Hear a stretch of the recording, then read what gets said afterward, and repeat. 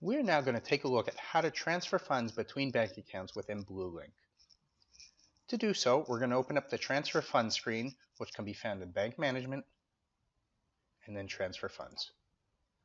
Once the screen is open, you're going to record the date of the transfer and then any transaction reference number. If you've done a transfer online, you would often receive a reference number for the transaction. And if you don't have a number, often commonly what people do is just use the date as a reference number.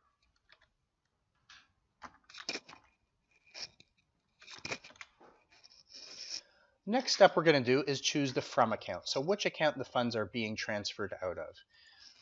We'll, in this case, choose our Canadian account. And we're going to transfer funds into our US dollar account. Transfers can occur between accounts of the same currency and accounts of different currencies, as in this situation. So in this example, we're going to transfer $2,000 Canadian out of our Canadian account.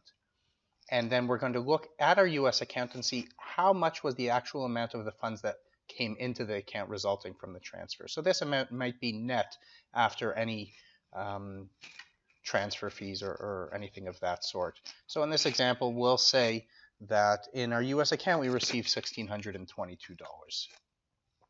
As you can see down here, the system is automatically calculating a foreign exchange amount, and this amount here is going to be posted to the unrealized exchange difference account as set up in the system master.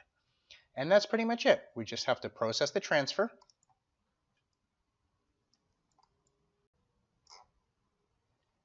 And then the transfer is done. So the $2,000 has been subtracted from the Canadian bank account, and the $1,622 has been added into the US bank account.